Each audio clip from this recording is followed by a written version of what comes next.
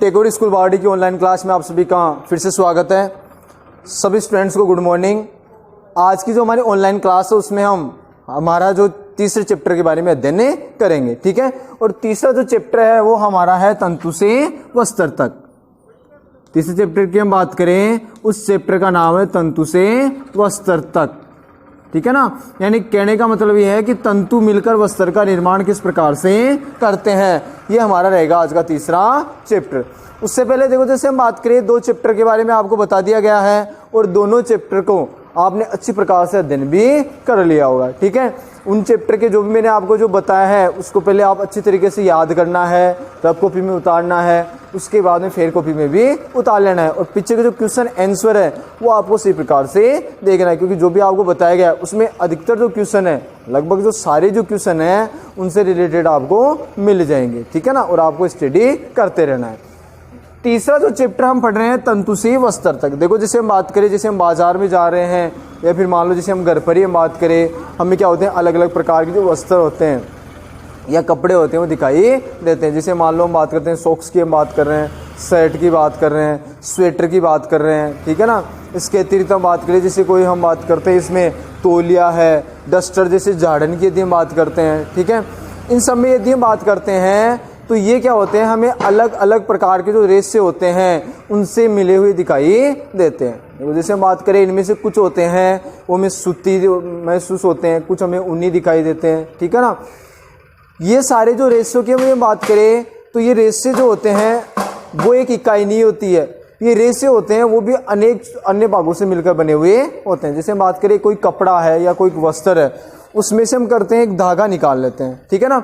धागा निकालने के पश्चात हम क्या करते हैं कि उस धागे के और छोटे छोटे टुकड़े करते हैं, तो उस छोटे छोटे टुकड़ों में क्या होता है, तंतु दिखाई देते हैं। यानी कहने का मतलब यह है कि छोटे छोटे तंतु मिलकर एक धागे का निर्माण करते हैं।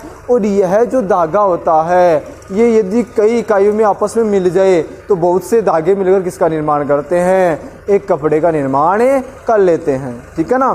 तो देखो, जैसे हम बात करें कि वस्त्र की यदि हम बात करें, इनमें देखो कुछ जो धागे होते हैं या रेशे की हम बात करते हैं वो प्राकृतिक होते हैं, कुछ होते हैं वो संश्लेषित भी होते हैं। प्राकृतिक की हम बात करें, जैसे ऊन है, ठीक है ना। ऊन क्या होता है, एक प्राकृतिक रेशा है या प्राकृतिक धागा है। उसमें देखो, जैसे हम बात करें या जूट है।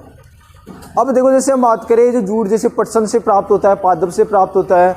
ऊन की यदि हम बात करें, ऊन जैसे कपास से जो प्राप्त हो रहा है, या फिर हम बात करें जो ऊन की हम बात करते हैं, भेड़ बकरियों के जो बाल होते हैं उनसे भी प्राप्त किए जाते हैं, ठीक है।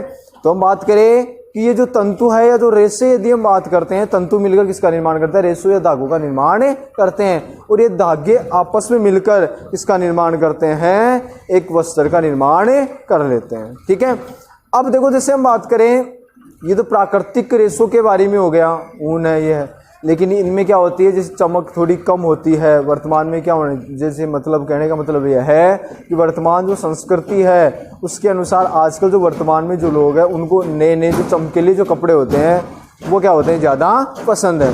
तो वर्तमान में क्या किया जाता है, प्राकृतिक रेशों के अतिरिक्त संश्लेषित रेशों का निर्माण भी किया जाता है। और ये जो संश्लेषित रेशों की यदि हम बात कर रहे हैं तो ये संश्लेषित रेशे क्या होता है, पेड़ पौधे या जंतु से प्राप्त नहीं किए जाते। यानी कहने का मतलब ये है कि जो इनका जो निर्माण किया जाता है वो रासायनिक पदार्थों के द्वारा किया जाता है। जैसे हम बात करें नायलॉन, जो नायलॉन होता है, वैसे नायलॉन का जो धागा होता है वो मजबूत होता है, लेकिन जो नायलॉन होता है वो दो प्रकार के रासायनिक पदार्थों से मिलकर बना होता है, एक तो एडिपिक अम्ल और एक हेक्सामेथिलीन डाइएमीन। नायलॉन की यदि हम बात करें तो दो प्रकार के जो रासायनिक पदार्थ होते हैं उनसे मिलकर बना होता है, एक तो होता है एडिपिक अम्ल और दूसरा होता है हेक्सामेथिलीन डाइएमीन। तो नायलॉन क्या है, एक संश्लेषित रेशा है, बल्कि ये मजबूत होता है, ठीक है ना। पॉलिस्टर की हम बात करते हैं तो पॉलिस्टर या फिर एक जो है ये भी क्या है, एक प्रकार का संश्लेषित रेशा है, ठीक है।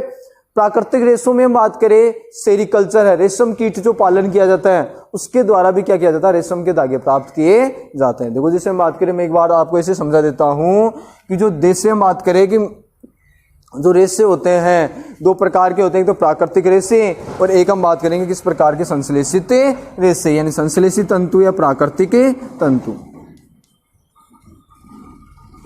एक तो होता है प्राकृतिक तंतु, ठीक है। दूसरा हम बात करते हैं संश्लेषित तंतु।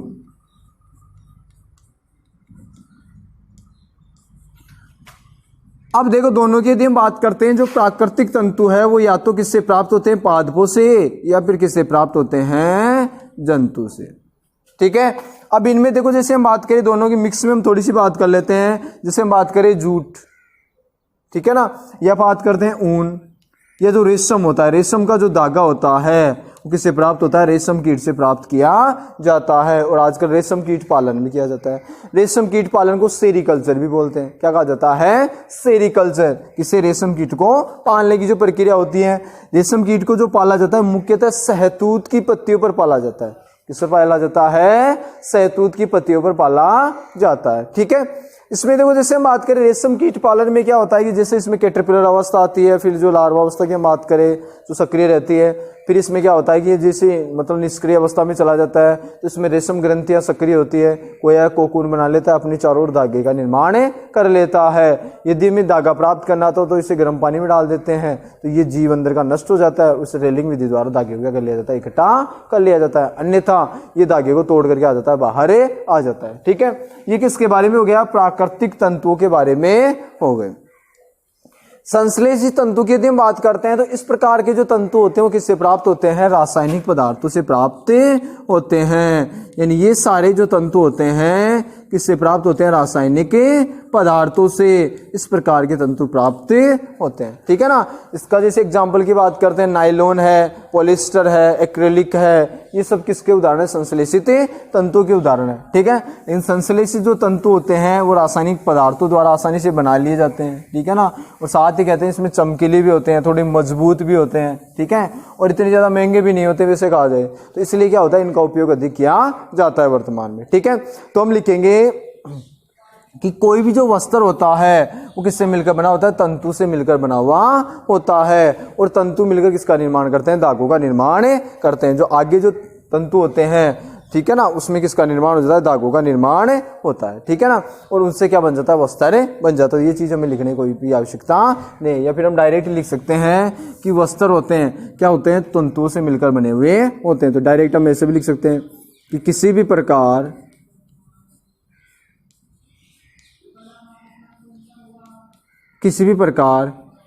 के वस्त्र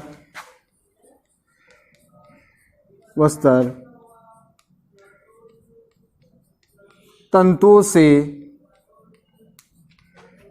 मिलकर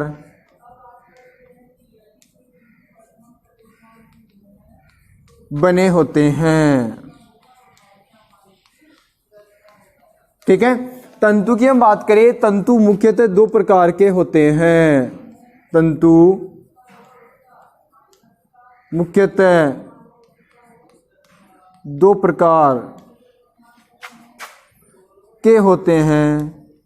अब दो प्रकार के होते हैं तो पहले दोनों के क्या लिखते हैं, प्रकारों के नाम लिख लेते हैं। एक नंबर लिख लेंगे हम प्राकृतिक तंतु और दो नंबर क्या लिख लेंगे हम, संश्लेषित तंतु। तो एक नंबर का टॉपिक हमारा रहेगा, एक नंबर हम लिख लेंगे प्राकृतिक तंतु। क्या लिख लेंगे, प्राकृतिक तंतु। ये तो क्या हो गया हमारा एक नंबर, ठीक है ना। दो नंबर हम क्या लिख लेंगे, संश्लेषित तंतु। संश्लेषित तंतु ये क्या हो गया हमारा, दो नंबर हो गया।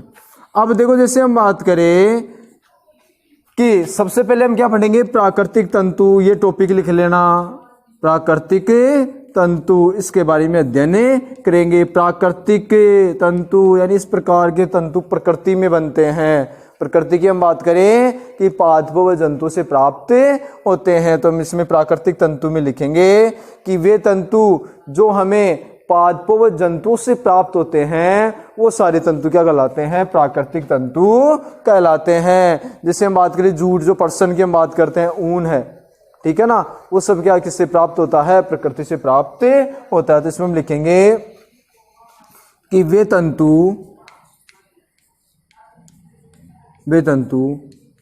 जो हमें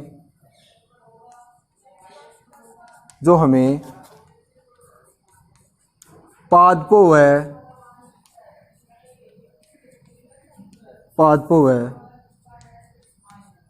जंतुओं से जंतु से प्राप्त होते हैं क्या कहलाते हैं? प्राकृतिक तंतु कहलाते हैं। क्या कहलाते हैं? प्राकृतिक तंतु। क्या है प्राकृतिक तंतु? जो किससे प्राप्त होते हैं? पादपों व जंतुओं से प्राप्त होते हैं। ठीक है, ये क्या हो गया? प्राकृतिक तंतु के बारे में अध्ययन हो गया। अब देखो, जैसे हम बात करें प्राकृतिक तंतु के बारे में हो गया, इसके उदाहरण लिख सकते हैं। जैसे जूट किससे प्राप्त होता है? पादपों से प्राप्त होता है। ठीक है ना। ऊन तथा रेशम किससे प्राप्त होता है? जंतुओं से प्राप्त होता है। तो ये इसके बारे में हमें लिख सकते हैं। हम लिखेंगे जूट, यानी पटसन की हम बात करें, इससे प्राप्त होता है पादपों से तथा ऊन व रेशम किससे प्राप्त होता है? जंतुओं से प्राप्त होता है। किससे प्राप्त होता है? जंतुओं से प्राप्त होता है। ठीक है ना। प्राकृतिक में हम बात करें, जूट या पटसन है वो किससे प्राप्त होता है? पादपों से। और इसकी हम बात करें कि ऊन व जो रेशम होता है वो किससे प्राप्त होता है? जंतुओं से प्राप्त होता है। इसके बारे में अगली जो क्लास है उसमें हम स्टडी करेंगे कि जैसे ये किससे, कपास का जो पादप होता है उससे प्राप्त हो जाता है। ठीक है ना। जैसे हम बात करें ऊन, जैसे रेशम की हम बात करते हैं तो ये क्या होता है? जैसे ठीक है ना, भेड़ है, ठीक है ना, इसके अतिरिक्त जैसे मान लो कि बकरी है, इनसे प्राप्त हो जाता है। इसके रेशम की हम बात करें तो रेशम कीट से क्या हो जाता है? रेशम प्राप्त हो जाता है, जो पढ़ेंगे अगली क्लास में। इसके बाद में आगे की जो डिटेल से हमें अध्ययन करेंगे।